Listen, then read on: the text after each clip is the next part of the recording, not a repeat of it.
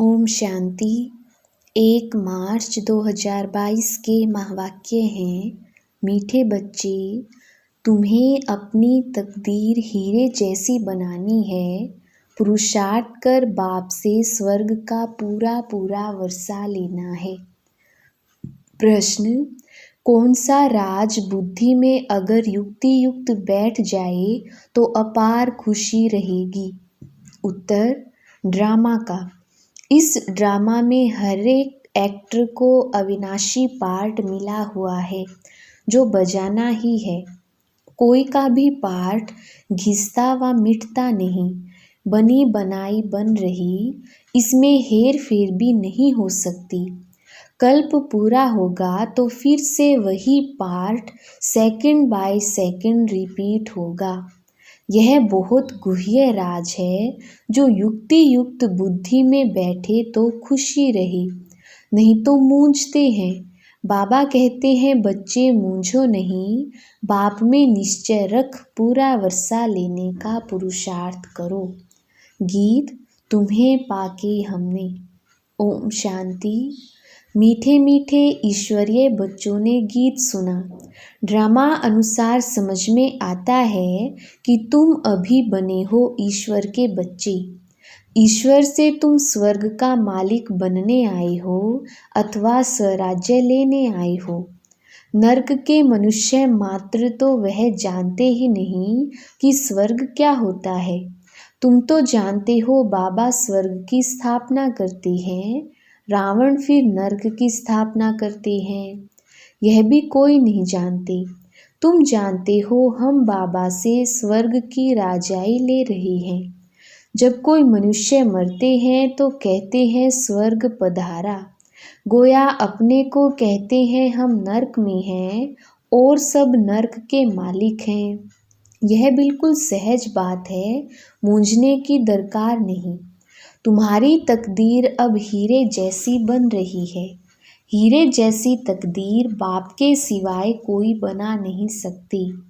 तुम जानते हो कि बाप से हम स्वर्ग का वर्षा ले रहे हैं। नर्क कितना समय चलता है, कोई को भी समझाओ तो कहते हैं सतयुग को तो लाखों वर्ष हुए।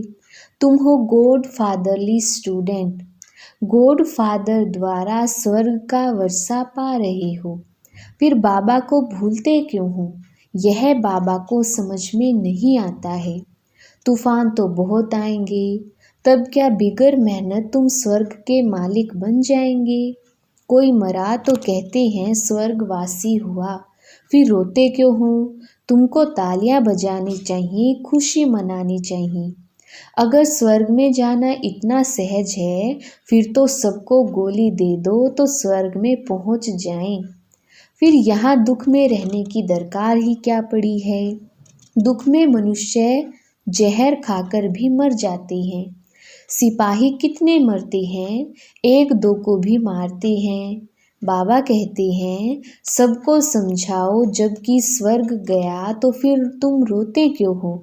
वास्तव में ना कोई स्वर्ग में जा सकते हैं, ना वापिस निर्वाण धाम में जा सकते हैं। अब तुमको स्वर्ग में चलने का उपाय बाप ही बताते हैं। स्वर्ग का रचयिता जब स्वर्ग रचे तब तो स्वर्ग में कोई जावे ना। अब स्वर्ग का रचयिता बाप आया हुआ है। यह भी तुम बच्चे ही जानते हो। जब रावण राज्य शुरू होता है तो देवी देवताएं वाम मार्ग में चले जाते हैं। उसी समय से विकार शुरू हो जाते हैं। रावण राज्य कब शुरू होता है उसका कोई दिन मुकर्रर नहीं है। तुम बच्चे यह थोड़े ही कह सकेंगे बाबा ने कब इनमें प्रवेश किया। जब साक्षात्कार हुआ तब आया व कब? साक्षात्कार तो भक्ति मार्ग में भी ऐसे ही होते हैं। पता नहीं पड़ता कि बाबा किस समय आया। कृष्ण के आने की घड़ी दिखाते हैं, शिव बाबा की घड़ी आदि कुछ नहीं। बाबा तो मालिक है, कब आते हैं पता नहीं पड़ता है। यहाँ मुरली से समझ जाते हैं। बाप समझाते हैं मैं कालों का काल हूँ, मैं सबको वापिस ले गया था। सतयुग में तो थोड़े थे, कलयुग में कितने ढेर मनुष्य हैं। सभी आत्माओं को वापिस जाना है, जरूर पंडा चाहिए ले जाने वाला। मैं रूहानी पंडा बनकर आया हूँ, तुमको ले जाऊंगा। नई दुनिया के लिए तुमको पढ़ा रहा हूँ। नर्क स्वर्ग क्या है, कितना समय चलता है, कब शुरू होता है, कोई भी सन्यासी आदि नहीं जानते हैं। रचता भी एक है, सृष्टि भी एक है। शास्त्रों में तो आताल पाताल आदि बहुत सृष्टियाँ बना दी हैं, जिनको ढूंढते रहते हैं, समझते हैं एक एक स्टार में दुनिया है। अब बाप कहते हैं फिर से तुमको गीता का ज्ञान सुनाता हूँ। क्राइस्ट को फिर अपने समय पर आना है। ड्रामा एक ही है।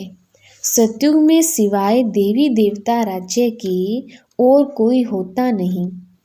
अभी तुम जानते हो, हम बाबा से वर्षा लेने आए हैं।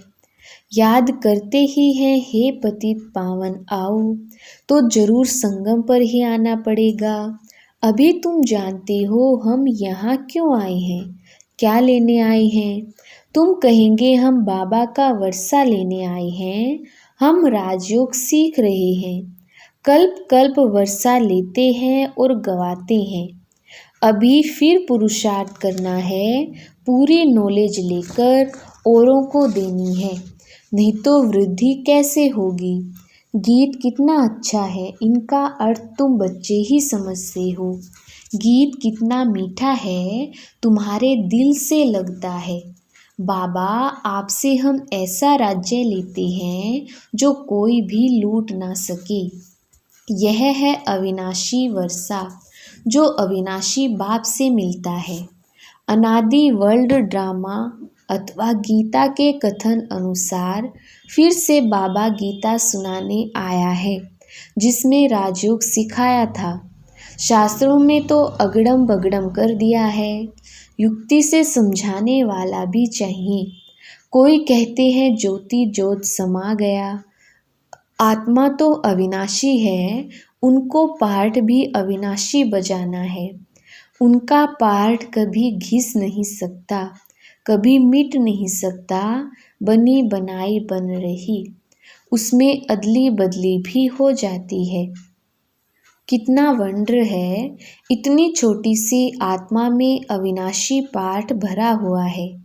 कल्प पूरा होगा तो फिर ऐसे ही पार्ट रिपीट करेंगे। सेकंड बाय सेकंड वैसे ही पास होगा। ड्रामा को भी पूरा युक्ति युक्त समझना है। कई तो इन बातों में मूंझते हैं। पहले तो बाप में निश्चय होना चाहिए कि बाप से जरूर वर्षा मिलना है। कल्प कल्प भारत को ही मिलता है। 84 जन्म भी लेने पड़े, वर्ण भी जरूर समझाने हैं। यह स्मृति एक दो को दिलानी है कि हम बेहद के बाप से बेहद का वर्षा ले रही हैं। सभी तो नहीं आकर पढ़ेंगे। देखते हो सेंटर खुलते जाते हैं, जहाँ नर्कवासी आकर स्वर्गवासी बनते हैं। बाबा को लिखते हैं, हम प्रबंध कर सकते हैं। मुझे कोई वस्तु में ममत्व नहीं है, यह सब कुछ ईश्वर अर्थ है। अब आप जो राय दो, मैं भी लिखता हूँ, भल आपस में राय करो। जहाँ अच्छी लोकलिटी हो वहाँ सेंटर खोलो। हिम्मते मर्दा मददे बाप है। बाबा कितना खुश होता है, दिल में समझता है ऐसा दान तो अच्छा होता है। बहुतों को कौड़ी से हीरे जैसा बनाना। यह बड़े ते बड़ी हॉस्पिटल भी है, कॉलेज भी है। सिर्फ 3 पैर पृथ्वी का चाहिए। कितना सहज रीति बाबा कौड़ी से हीरे जैसा बनाते हैं। ऐसा बाबा रहते देखो कितना साधारण है। कहाँ आए हैं, कोई राजा के पास क्यों नहीं आए। कहते हैं मैं साधारण बूढ़े तन में आता हूँ, जिसने 84 जन्म एक्यूरेट पूरे किए हैं। सतयुग का फर्स्ट प्रिंस तो यह है ना। इनका नाम भी रखा है श्याम सुंदर। तुम बच्चे इसका भी अर्थ समझते हो। उन्हों के अर्थ को ना समझने के कारण काला कर दिया है। मुख्य शिव बाबा का लिंग भी काला, कृष्ण राम को भी काला कर दिया है। एक तरफ गोरा फिर दूसरी तरफ काला क्यों? जगन्नाथ के मंदिर में शक्ल ऐसी दिखाती है जैसे अफ्रीकन लोग। कहाँ कहाँ नारायण को भी काला कर दिया है, कहाँ लक्ष्मी को भी ऐसा ही दिखाते हैं। अब वंडर लगता है मनुष्यों की बुद्धि कैसी है। बाबा ही सत्य मत देते हैं अपने साथ मिलने के लिए, बाकी तो यज्ञ तप दान पुण्य आदि करते हैं, मुफ्त में पैसे बर्बाद करते रहते हैं। फिर क्यों कहते हैं पतित पावन आओ? याद क्यों करते हैं गंगा जमुना नाले आदि कितने हैं? बाबा ने भी बहुत तीर्थ आदि किए हैं। अभी तुम मोस्ट बिलव्ड लक्की सितारे नर्क स्वर्ग को जान गई हो। मनुष्य मरते हैं तो कहते हैं स्वर्ग गया, तो उनको भी समझाओ स्वर्ग किसको कहते हैं। हम जानते हैं तब तो समझाते हैं।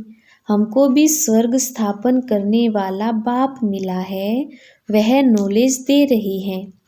हमारा कोई मनुष्य गुरु नहीं है। सतगुरु एक बाबा है, वही पतित पावन है जिसको बुलाते हैं। निराकार को ही बुलाते हैं ना, जिसको तुम ज्ञान सागर कहते हो। वह सतचित आनंद स्वरूप है, ज्ञान का सागर है। हमको तो नॉलेज है नहीं। देखा भी जाता है उनके पास जो नॉलेज है वह कोई के पास नहीं है। तुमको कितना गदगद होना चाहिए। पतित पावन गॉड फादर हमको पढ़ाते हैं। वह हमारा बाप टीचर सतगुरु है। इसमें गुटखा खाने की बात ही नहीं है। अपनी रचना को तो संभालना ही है। अगर यहाँ आकर बैठ जाएं, यह तो सन्यासियों का ज्ञान हो गया। गृहस्थ व्यवहार में रहते तुम 1 घंटा आधा घंटा निकाल सकती हो। पहले 7 रोज भट्टी में पड़ना पड़े, 7 दिन कोई की याद ना आए, कोई को चिट्ठी ना लिखें, बिल्कुल सबको भूल जाना है। तुम बहुत वर्ष भट्टी में रहे, फिर भी तकदीर कोई को तो माया खींच लेती है। ऐसी माया प्रबल है। बाप कहते हैं बच्चे धीरे धीरे परिपक्व अवस्था में आते जाओ। तुम जानते हो हमारे 84 जन्म पूरे हुए हैं। तुम्हारी बुद्धि में सारा झाड़ है, सब धर्म है। वहाँ भी अलग अलग सेक्शन हैं, यहाँ भी ऐसी है, वहाँ भी ऐसी है। बाकी मोक्ष किसको भी मिल नहीं सकता। ऐसे नहीं बुदबुदे मिसल आत्मा परमात्मा में लीन हो जाएगी, फिर तो सारा पाठ ही खलास हो जाए, सब ज्योति ज्योत में समा जाए, खेल ही ना चले। यह सब झूठ है। झूठ तो बिल्कुल झूठ, सच की रत्ती भी नहीं। भक्ति में कोई मुख मीठा थोड़े ही होता है। तुम बच्चे जानते हो मुख मीठा कौन कराती है। तो बाप की पढ़ाई में पूरा ध्यान देना चाहिए। पुरानी दुनिया को देख लट्टू मत बन जाओ, देह अभिमान में मत आओ। अब तो अपनी बैगेज तैयार कर ट्रांसफ़र कर दो। अब यह दुनिया खलास होनी है। बाबा कहते हैं सब कुछ इंश्योर कर दो। भक्ति मार्ग में करते हो तो अल्पकाल के लिए फल मिल जाता है। समझते हैं ईश्वर ने दिया, अभी तुम भी देते हो तो बाबा को फिर रिटर्न में देते हैं। डायरेक्ट होने के कारण तुमको 21 जन्म का इंश्योरेंस मिलता है। बाबा कहते हैं देखो हमने फुल इंश्योर किया तो फुल राजाई मिलती है। वह है जिस्मानी इंश्योरेंस, यह है रूहानी इंश्योरेंस। यह है रूहानी बाप के साथ। ईश्वर अर्थ दान करते हैं ना, तो ईश्वर रिटर्न में देते हैं। वह तो भक्ति मार्ग में भी दाता है तो ज्ञान मार्ग में भी दाता है। यह है बेहद की पढ़ाई, बेहद की बादशाही के लिए। अब कितना चाहो उतना उतना लो। विश्व की राजाई ले सकते हो, पुरुषार्थ की जय है, कोशिश करो, विजय माला में पिरो जाओ। मूंझते हो तो सर्जन राय बताने वाला बैठा है। तुम जानते हो हमने अनेक बार बादशाही ली है और गवाई है। यह ज्ञान अभी है, सत्युग में फिर भूल जाएगा। अच्छा, मीठे मीठे सिकिलधे बच्चों प्रति माता पिता बाप दादा का याद प्यार और गुड मॉर्निंग। रूहानी बाप की रूहानी बच्चों को नमस्ते। हम रूहानी बच्चों की रूहानी बाप दादा को याद प्यार, गुड मॉर्निंग और नमस्ते जी। धारणा के लिए मुख्य सार पहला पॉइंट है, पुरानी दुनिया को देख लट्टू नहीं बनना है, अपनी बैगेज ट्रांसफ़र कर देनी है, अपना सब कुछ इंश्योर कर देना है। दूसरा पॉइंट है, कोई भी वस्तु में अगर ममत्व नहीं है तो फिर कौड़ी से हीरे जैसा बनने की सेवा करनी है। दान करने से ही ज्ञान धन बढ़ेगा। वरदान, निमित्तपन की स्मृति से हर पेपर में पास होने वाले एवर रेडी नष्टो मोहा भाव। विस्तार, एवर रेडी का अर्थ ही है नष्टो मोहा स्मृति स्वरूप। उस समय कोई भी संबंधी अथवा वस्तु याद ना आई, किसी में भी लगाव ना हो, सबसे न्यारा और सबका प्यारा। इसका सहज पुरुषार्थ है निमित्त भाव। निमित्त समझने से निमित्त आत्मा कराने वाली। यह याद आता है, मेरा परिवार है, मेरा काम है, नहीं, मैं निमित्त हूँ। इस निमित्तपन की स्मृति से हर पेपर में पास हो जाओ। स्लोगन, ब्रह्मा बाप के संस्कार को अपना संस्कार बनाना ही फॉलो फादर करना है। अच्छा, ओम शांति।